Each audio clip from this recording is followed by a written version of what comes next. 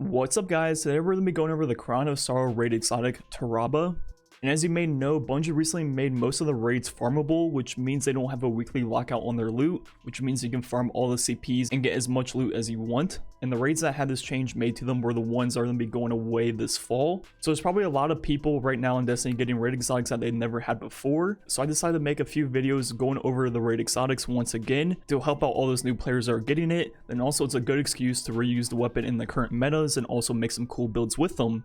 So the first one will be with Tarrabah, as you see. So let's go ahead and get started. First, looking at the exotic perks. Ravenous Beast. This weapon stores power when dealing or receiving damage. Press reload, which will unleash the beast when full. Then the secondary perk on this weapon, Bottomless Appetite. Dealing continuous damage extends the duration of Ravenous Beast. This SMG is also a 750 RPM, which is one of the few in the game, along with the new Ikelos SMG. So this weapon's pretty interesting. Pretty much how it works is you have to deal damage with the weapon to charge it. As you see, when you do damage, the little bar on the side will fill up and glow, and it takes roughly 50 bullets worth of damage to fully charge up the weapon and proc Ravenous Beast. And when you do that, it completely transforms the weapon into this absolute monster, aka Ravenous Beast, and it completely changes the way the gun works. Another way you can charge up the weapon is by receiving damage, and as you see, that is very efficient too, so that will help you get the perk even quicker and not require all 50 bullets to connect to proc the perk. But there are a few things about this perk that are kind of annoying. First, you have to have the weapon out while taking damage for it to work. Also, you cannot do self-damage to yourself with something like a grenade to charge up the weapon. It has to be damaged from an outside source. Then also, as you charge the weapon, if you swap off of it for whatever reason, let's say there's a major nearby, you need to snipe it, you need to use your sword, it resets the progress on charging it up. So there's no tricks to charging up this weapon really, you just need to hold it out and do damage and receive damage while it's in your hands, which means you have to pretty much hard commit to using this weapon if you want to get the exotic perk up and running. But the good news is this exotic perk is well worth the hassle of charging it up. Once you do it, it will shoot quicker, do more damage, reload quicker, and have better handling. So pretty much every single stat on the weapon gets turned up to 11, and it actually makes it a beast. So looking at the damage on Greg without the perk, we hit 626 on the body, the 907 on the head, which is exactly what all the other 750 SMGs do. Now with the perk, it hits 1800 on the body, then also 1814 on the head. So it's pretty much like OG Recluse, where the head and body are doing the same amount of damage, doing double the damage of the base headshot. Also, this exotic perk will increase the rate of fire. So first without the exotic perk, 2.4 seconds for entire mag. Now with Ravenous Beast, it's going to be a lot quicker at 1.9 seconds, which means a 20% quicker rate of fire, which means higher DPS. So the base DPS of the weapon is 11,000, which is pretty standard for a 750 RPM SMG. But then with the perk, it goes all the way up to 28.3 thousand, which is pretty much a special weapon, but it's using primary ammo. And finally, another thing that this perk does is increase the rate of fire. So first without Ravenous Beast, 2.086 seconds. Now with the perk, it's going to be a lot quicker at 1.151 seconds. So once you have Ravenous Beast going, it's going to be 43% quicker reload. So you remember me mentioning it being a hassle and you have to hard commit to using this weapon to get the exotic perk to go? Well, it's definitely worth the trade-off in that time investment, because once you get the perk going, I mean, it's pretty much a special weapon with way more ammo than a normal special weapon, and I mean, it just shreds anything. And a cool thing about this perk is once you get below like 2 seconds, every single time you do damage, it'll pretty much pause the timer and sometimes even add a second or two back. So as long as you're doing constant damage, you should be able to keep the perk going even through reloads, which is very, very nice. So when this weapon first came out, it was hard to justify using it because in a lot of the previous metas in PvE, you needed an exotic weapon for your DPS, usually in the power slot. But now that we have the Guillotine, which is pretty much the best DPS option in the game, and it's a legendary, that now frees up your exotic slot for something like a primary weapon, like the Tarrabah.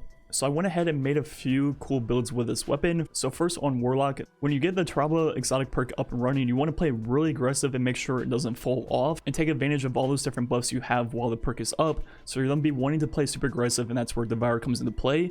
Then we're also going to be using Verity's Brow like a lot of my other builds, because Tarrabah is an energy weapon, which means we'll be getting 50% more grenade damage and also getting your grenade for you and your allies a lot quicker. Then on top of that, look at the mods we'll be using. The first one will be Swift Charge. Every 3 or 4 kills with SMGs will make you charge with light, which is going to be happening very often with this build because we'll be using Tarrabah pretty much all the time. Then we also have a Oppressive Darkness and stacks on stacks. That way every single time that perk procs, we get ×2 charge with light. And we have Loosened Blade for our Guillotine. That way we still have that 35% buff and quicker heavy attacks whenever we get up to a boss fight. And finally, the last mod we'll be using will be this one right here, Energy Converter, which means when we're charged with light, using our grenade will give us super energy up to 50% of our super. So pretty much how this build works is you just use Devour and go ham with Tarrabah to first charge it. Then once you have the Ravenous Beast, you just shred everything and anything. And along the way, you'll be getting your grenade pretty often. You just throw it and that'll help you get to the first half of your super very quickly. Then once you're above that first 50% of your super, you then have Charge with Light with Loosened Blade for boss fights. That way you have the full 35% buff, 30% Oppressive Darkness combo for boss fights. So it's a pretty generic Warlock build. But now moving on to Hunter, this one might surprise you a bit. So we're going to be starting off with the exact same weapons. I'm going to be using a Sniper and Guillotine along with the Tarrabah. Then we're going to be using Middle Tree Gunslinger, which is going to be all about your throwing knives and getting them back very quickly along with your dodges. And the reason we want a lot of melees is for this exotic right here, Sealed Armcar Grasp, which is when you deal melee damage, it will reload your currently equipped weapon. So pretty much the idea behind this build is you will never have to reload with your Tarrabah, which will help you get to Ravenous Beast even quicker. You can throw your throwing knives to proc the exotic armor perk, then also you can use your dodge on Marksman dodge to reload also, and you can kind of alternate back and forth between them. And looking at the mods to enhance this build, we're going to be using Swift Charge like we were before to become Charged with Light. Then we're going to have Enhanced Momentum Transfer on our exotic gauntlets, which will greatly reduce your melee cooldown when you do damage with your grenade. Then we also have Heavy Handed for both parts of the mod. The first part where we will get 50% of our melee charge back when we use it. Then the second part will pretty much have infinite SMG ammo while surrounded. Then once again we have stacks on stacks, that way we get ×2 Charge with Light. Then finally the last two mods we'll be using are Solar Plexus for 50% more solar melee damage, then also Protective Light, which will kind of take the place of Devourer for Hunter. And that way when we get red bar, we'll have 50% damage reduction and be able to stay alive because we'll be playing so aggressive with the exotic perk. So yeah, the whole point of this build is you never have to reload, you just alternate between throwing your knives and also dodging. And on top of that, you have Protective Light, that way you can play super aggressive just like Devourer, and it'll keep you alive even when you're in the middle of everything. Then finally, if we move on to Titan, there's nothing that really sticks out to me in terms of exotics to make a creative build with. The first one would be Peacekeepers, but that revolves around stowing your SMGs, which is kind of against the point of Tarrabah, because when you stow it, it'll reset any charge you have with the weapon. So that doesn't really work out, and if I was just playing Titan, I'd be using pretty much just what I was using on Hunter, using Swift Charge, stacks on stacks, Loosened Blade, then also Protective Light.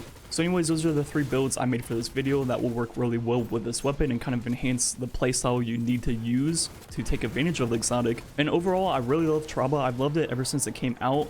It's kind of hard to justify using it for most of its lifespan, but right now it's the best time to use it because you have a legendary heavy weapon in the form of a Guillotine as your main DPS. So you kind of free up your exotic primary slot, and it doesn't really hurt your DPS or anything like that. My only complaints on the weapon when it came out were, I feel like swapping off a weapon, resetting your charge was kind of like too harsh.